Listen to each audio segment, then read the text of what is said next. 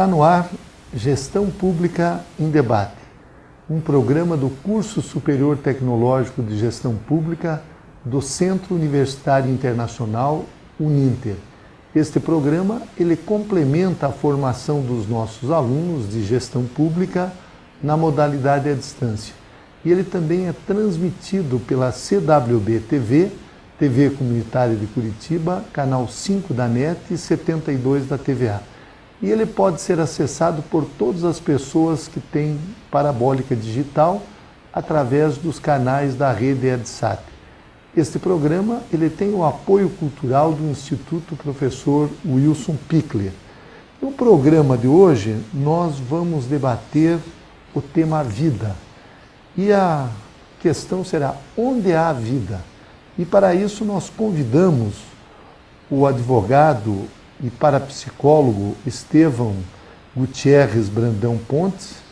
Estevão Brandão Pontes, ele além de advogado é pós-graduado em parapsicologia, também tem pós-graduação em Direito Público, é autor deste livro que é o tema do nosso debate de hoje. Onde há vida? Um estudo sobre células-tronco, bebês de proveta e lei. Aliás, este seu livro, professor Estevão, ele foi objeto de uma dissertação, uma monografia no curso de parapsicologia. Sim, ele foi. Eu gostaria que o senhor abordasse os aspectos fundamentais dessa sua obra e depois nós vamos fazer perguntas específicas. Com prazer. Exatamente. Ele foi a minha monografia no curso de parapsicologia nas faculdades espírita e também foi um objeto de estudo de 1 ano e meio nesse curso, não é? Eu peguei as questões onde se debateu o Supremo Tribunal Federal na DIN 3510, que falava a respeito de onde há vida, né, na questão das células-tronco e dos bebês de proveta e nas questões do embrião congelado em laboratório. Esse embrião ele é tudo feito de células-tronco.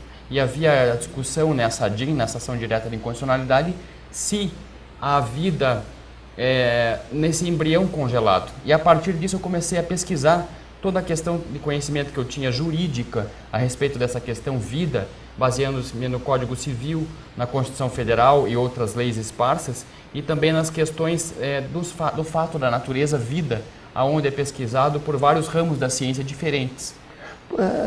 Professor Estevão Brandão Pontes, o embrião ele tem em torno de quantas células, basicamente? Ele está com quantos dias?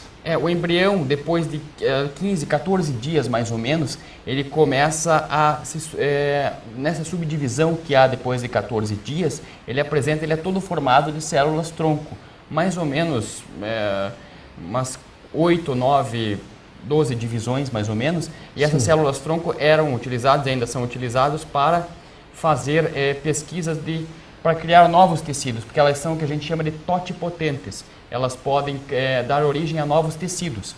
Agora, depois até que eu escrevi o livro, fiquei muito feliz que um pesquisador que eu comentei no livro, que é o Shinya Yamanaka, um pesquisador japonês ortopédico, descobriu através de células, conseguiu regredir essas células e fazer com que elas se tornem células-tronco, né? Ele ganhou o prêmio Nobel, inclusive, por isso, para fazer novos tecidos.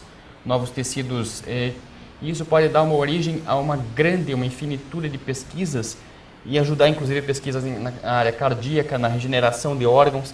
Claro que o que eu percebi nas pesquisas, que fiz entrevistas com médicos, com vários profissionais, é que são tudo perspectivas otimistas. Já há pesquisas positivas, mas há pesquisas que deram também questões que causaram tumores com células-tronco. Então, assim, são perspectivas de um futuro otimista, mas é preciso nós andarmos par e passo de uma forma madura, não com aquela expectativa muito acirrada. Estevão, em que momento, depois da fertilização, o embrião ele fica em laboratório, é no momento em que ele é introduzido digamos assim, no útero da mulher, é que passa, segundo o teu estudo, aí, a efetivamente a vida humana, ou antes nós já podemos dizer que existe essa vida humana da forma como nós conhecemos. Esse foi o grande debate que o Supremo Tribunal Federal discutiu, não é? Veja bem, nas minhas pesquisas só há vida após a inserção desse embrião na reprodução assistida no organismo da mulher, não é? Certo. Porque o DNA não é suficiente para formar o feto durante a gravidez. Os geneticistas que eu entrevistei, e os geneticistas de uma forma geral já sabem disso. O DNA é informação, mas ele é só informação. Precisa de alguém que ative, entre aspas, essa informação. E esse alguém seria o que o Hernani Guimarães Andrade chama de modelo organizador biológico. Um ser que pensa e sente, que está em outro nível de frequência, que tem um corpo composto por átomos e que molda o feto junto com o DNA como se fosse uma forma. E isso seria a mulher? Não. Isso só acontece, essa inserção na reprodução assistida, essa conjunção, após a inserção no corpo da mulher. Em laboratório, há uma célula normal, como uma célula da pele, uma célula vegetal, animal, como se fosse qualquer tipo de célula. A vida realmente humana, na minha concepção, que é o que o direito chama de teoria concepcionista, mas a partir da concepcionista a partir da inserção no corpo da mulher. O embrião em laboratório, na minha opinião, é somente célula, mas não vida humana, inclusive como decidiu o Supremo Tribunal Federal. Porque o sistema nervoso que dá origem à vida, ele só se forma no útero, não é? Correto. E na sua pesquisa, professor Estevão Pontes, aonde entra a parapsicologia? Aliás, antes disso, a parapsicologia nós podemos considerar uma ciência ou ainda é uma paraciência? Uma ciência. Desde 1969, a American Association for Advancement of Science, ela aceita a parapsicologia como ciência. E desde essa época, destacando o Ryan, o Instituto Ryan nos Estados Unidos e em várias universidades do mundo, sempre ligado à questão da psiquiatria e da psicologia em várias universidades, inclusive em Northampton, na Inglaterra, aqui nas faculdades integradas espírita e em várias faculdades e universidades ao redor do mundo, a parapsicologia é pesquisada em 3 campos: na questão da educação, ministrando aulas, de pesquisa e na questão também de clínica, para atendimento de pessoas, né? Separar, por exemplo, quando acontece um caso de esquizofrenia, quando é um caso que a pessoa vê outro nível de frequência, que é o chamado mediunidade. Não há nada de paranormal, mas sim de fato da natureza comprovado. E nesse caso que nós estamos abordando aqui, a vida humana, quando ela surge, qual é o papel, como é que o senhor enquadrou, digamos assim, a sua monografia sobre a vida, células-tronco, dentro da pesquisa parapsicológica? Veja, dessa discussão, realmente, a coisa mais básica do ser humano é a vida. Foi uma discussão em que o Supremo Tribunal Federal se debateu muito.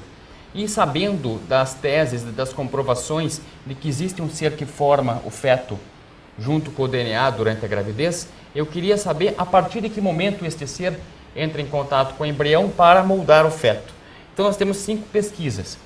A medicina chinesa e várias experiências que foram feitas com a questão da acupuntura mostram que existe um corpo energético que molda o feto junto com a gravidez. Esse corpo é pré-existente ao feto e ele serve como um mapa do feto.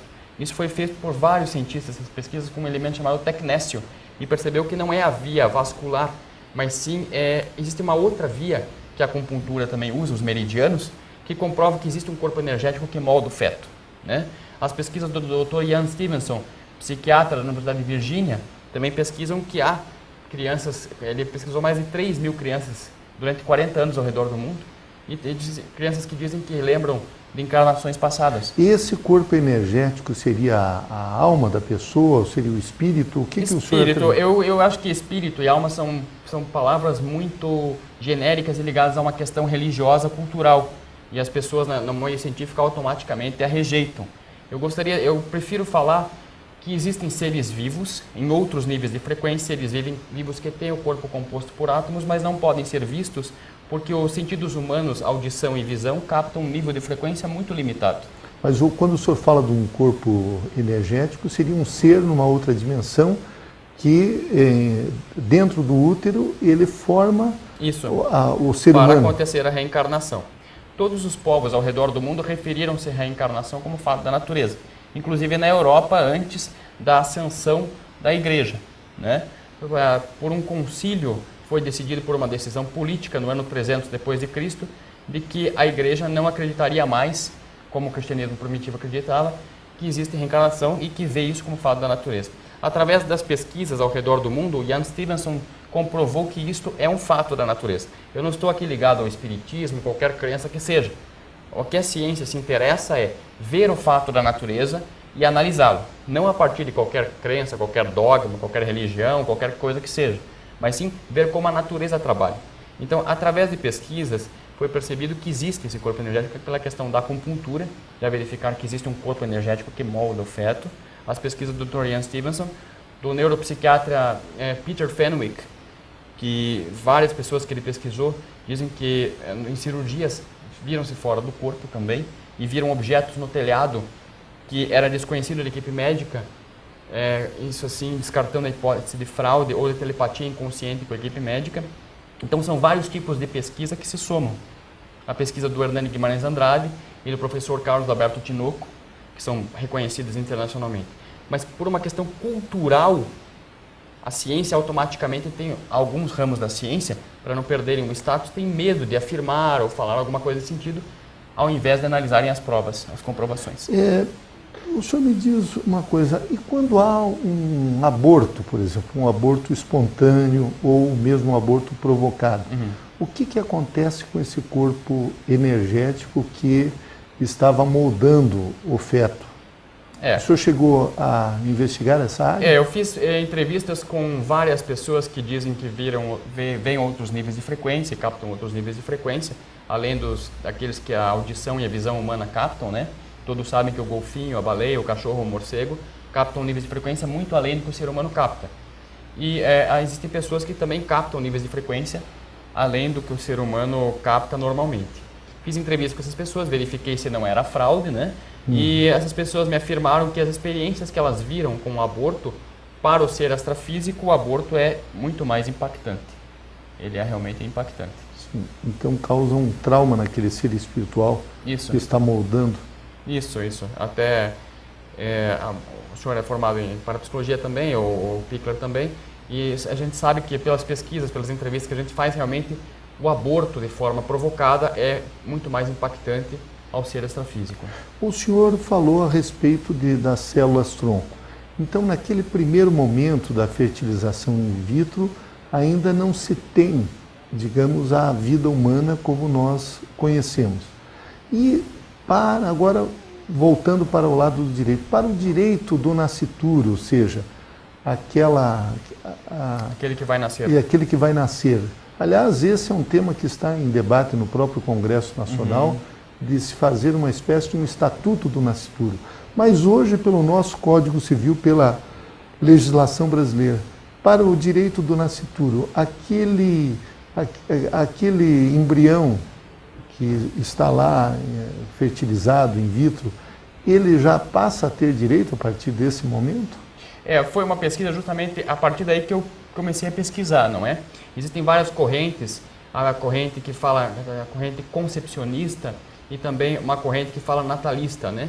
A partir da concepção ou a partir do nascimento, onde há direitos a serem resguardados, ou a questão se ela é pessoa de direito ou não é, ou a partir de quando esse ser interage. Existem decisões do STJ que dão ao nascituro, aquele que vai nascer, uma abordagem e uma indenização em relação a dano moral por ter perdido o pai, por exemplo. O artigo 2º do Código Civil fala que é protegido o direito do nascituro e ele seria a pessoa a partir do nascimento com vida, não é?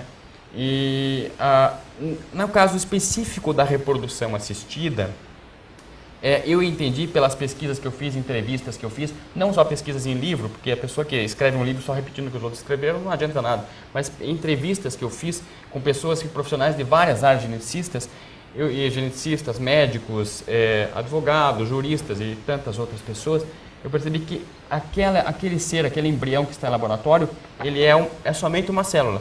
O ser vivo, o ser que pensa e sente e que molda o feto em outro nível de frequência, ele só a vida, só há o direito como ser humano a partir da inserção no corpo da mulher, que ele faz esse molde com o feto, ou o DNA, para formar o feto. Uma outra questão, Estevão Pontes, quando há alguns anos atrás surgiu aquela ovelha clonada, a Dolly, eu particularmente senti uma solidão muito grande. Nós ainda não chegamos à clonagem humana, mas nós sabemos que espécies animais estão sendo clonadas diariamente aos milhares. Eu gostaria de saber como é que o senhor abordou na sua obra a questão da clonagem. Eu abordei também a questão da clonagem, até o professor Tinoco também aborda em sua obra o modelo organizador biológico.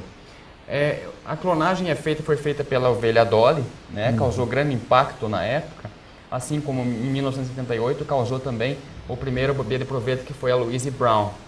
Veja bem, a lei de biossegurança, a lei 11.105, proíbe a clonagem humana e o fim da clonagem humana. Alguns geneticistas que eu entrevistei, inclusive professores universitários, um professor universitário concluindo seu doutorado, comentou que um clone seria cópia idêntica como o gêmeo monozigótico, mas a personalidade de cada ser é diferenciada, né?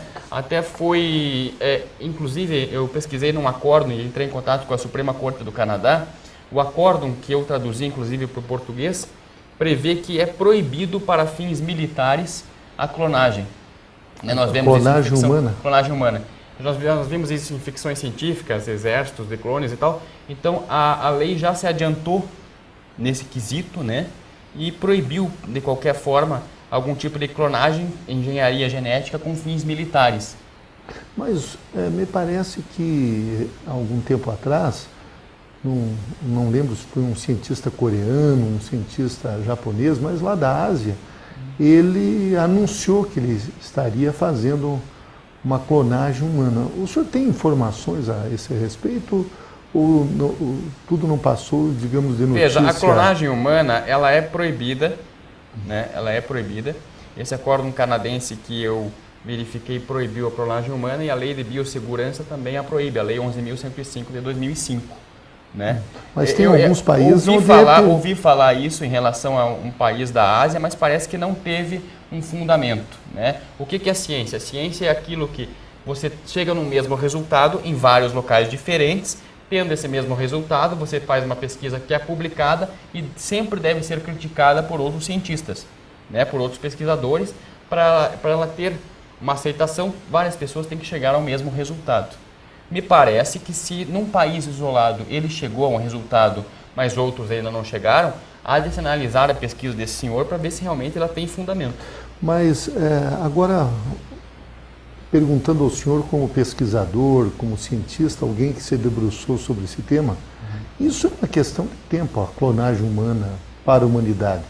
Ou se já clonamos várias espécies de animais, qual é a sua opinião a esse respeito? Aí que está a questão. As pessoas falam realmente que é uma questão de tempo. Eu pesquisei até, e existem pesquisadores japoneses que tentam fazer um cabrito fora do útero desde a década de 60, fazer uma gestação num útero artificial. Eles não têm tido sucesso com isso, né? Com esse tipo de gestação. E a clonagem humana, veja bem, não é só a questão científica que tem que ser abordada, mas a questão ética. É possível? Será que não dará, como a lei fala, inclusive, o acórdão canadense e a lei de biossegurança, dará origem a aberrações? Aí entra também a questão da ética científica e da ética médica, né, como prevê a questão médica federal. Mas tem pesquisas nesse campo que eles estão criando proteína animal, ou seja, carne, sem criar um animal, sei lá, uma vaca, um boi. Estão essas pesquisas e até onde o senhor avançou em relação a isso? Essas pesquisas de criar alimentação sem um animal prévio, a gente acompanhou pela imprensa e vamos ver o que dá, se eles realmente querem solucionar a questão de fome, e se isso vai ter uma consequência de saúde para o futuro, né? Será que daqui a 10, 20 anos isso será uma alimentação saudável? Será que isso, por exemplo, não gerará outro tipo de doença? O que eu percebo, Dr. Jorge, que assim, há uma euforia muito grande pela parte da mídia em relação às células-tronco, tudo resolve. Eu acho que é possível a gente fazer pesquisas, né, como por exemplo o Hospital Pelé Pequeno Príncipe fez em Curitiba a respeito de células-tronco, paraplegia e tal, mas não criar uma expectativa de que tudo vai resolver, porque assim, até alguns pesquisadores que eu verifiquei falaram que uma determinada experiência com células-tronco causou tumores, né? Correto. Então assim, nós temos que ser esperançosos, mas temos que ter o pé no chão também. Voltando à questão digamos assim, do aparelho modelador que o senhor colocou aqui na sua obra, Modelo organizador biológico. o modelo organizador biológico, o senhor, nesse seu capítulo sobre parapsicologia, o senhor aborda também a questão do hiperespaço. Uhum. Eu gostaria que o senhor explicasse o que é hiperespaço e o que a ciência entende por hiperespaço. Hiperespaço é uma abordagem que o Dr. Hernani Guimarães Andrade faz em suas obras. Veja bem, os sentidos humanos, audição e visão, captam um nível muito limitado de frequências. Como eu disse, vários animais, o golfinho, a baleia, o cachorro, o morcego, captam níveis de frequência muito além do que o ser humano capta. Então, existem seres vivos em outros níveis de frequência, seres vivos que nós não vemos, mas que convivem e interagem conosco. Isso é um fato da natureza. Isso não tem nada de sobrenatural, nada de fora da natureza. Pelo contrário, ele faz parte do processo natural, faz parte da natureza, né? Então, cunhou-se esse nome de hiperespaço. Onde seria uma quarta dimensão, uma outras quarta dimensões? dimensão. O Zollner também, nessas obras dele, fazem essa abordagem. Veja bem, nós temos que passar por um trauma cultural. Houve um trauma cultural no Ocidente em que dividiu ciência e religião, né? Ciência para um lado, religião para o outro, né? Como algumas religiões na antiguidade abordavam isso, mas não tinham conhecimento técnico para falar sobre esse fato da natureza, criou-se todo um misticismo e, lamentavelmente, filmes, hoje em dia, espúrios, abordam de uma forma temerosa, medo da morte, zumbis, essa bobajada toda. Isso afasta as pessoas e cria crendices sobre esse fato da natureza. E automaticamente, quando você fala, algumas pessoas, para não perderem o status que alcançaram no mundo científico, dizem refutar sem analisar as provas. Como eu disse aqui, eu não quero afirmar o que doutrina nenhuma fala. A ciência não trabalha assim. Eu quero afirmar um fato da natureza, que aqui no Ocidente houve esse trauma cultural, que ciência foi a descobridora da verdade e religião é utilizada muitas vezes como técnica de manipulação de massa, através de dogmas, crenças, utilizados para manipular a população, né? Agora, que é diferente do sentimento religioso, que é muito bonito. Agora, mas de acordo com essa teoria, posso assim afirmar, que o senhor está nos colocando aqui, professor Estevão Pontes, então, se esses seres que habitam em outros ambientes, eles necessariamente não precisam do ambiente terrestre para eles se desenvolverem, já que são seres espirituais, seria mais ou menos isso, poderiam estar em outras dimensões, inclusive em outros planetas? Sim, inclusive em outros planetas, muito bem. Inclusive o que a gente vê na vida prática é que todos os reinos da natureza eles se interagem. Assim como o reino vegetal, animal, mineral, todos eles se interagem, né? Nós sabemos que existem vários estados da matéria, não só aquilo que você aprendeu no colégio, sólido, líquido e gasoso. Existem centenas de estados da matéria. Inclusive o plasma eletromagnético, que é um estado da matéria, que um aparelho chamado Stellarator produz nos Estados Unidos, é um dos estados da matéria e quem sabe no futuro podemos ter esse aparelho produzindo aparelhos para captar esses níveis de frequência mais sutis e que esses aparelhos se popularizem, como são populares hoje o rádio e a TV. Você falou uma coisa muito inteligente. Quando a NASA manda essas sondas espaciais para o espaço, eles querem achar vida. Mas uma coisa muito curiosa, isso é positivo. Eles querem achar vida como isso aqui. Vida composta de aminoácidos, proteínas, DNA. Quem disse que não existe vida em outro nível de frequência? Vida que esses aparelhos não captam ou não estão adaptados a captar. Me parece que esses aparelhos que estão nessas sondas, eles só procuram a vida com base no carbono, que é a vida, como o senhor disse, que nós temos aqui. É uma coisa muito curiosa, é positivo, mas também é engraçado você mandar um aparelho para o espaço, mas você tem que achar a vida como você concebe que é vida. Quem disse que não existe vida em outros níveis de frequência, não é? Mas esse tipo de vida ainda a ciência não conseguiu comprovar.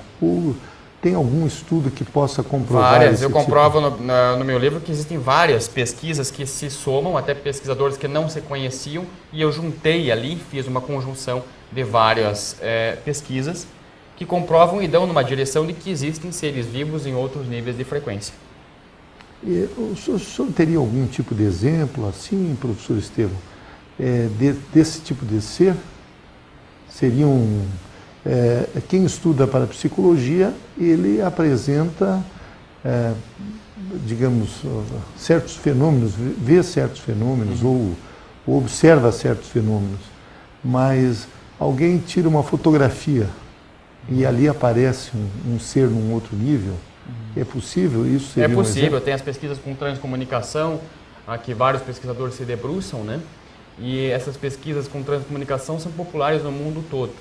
Pesquisas para ver outros níveis de frequência. O que eu digo, uma coisa para você, é lamentável que em algumas partes do mundo, poucas partes, até partes onde há menos instrução, ainda haja ligação de formas de vida em outros níveis de frequência com essas bobagens do tipo filmes de terror, zumbis, essa caixão, cemitério ou algo distante ou místico. Isso atrapalha muito a pesquisa, né? E faz com que automaticamente pessoas que poderiam tirar um arcabouço científico-cultural dessas pesquisas se afastem dessa pesquisa por uma questão cultural, né? É evidente e tem que ser analisado e tem que ser visto quando há fraude.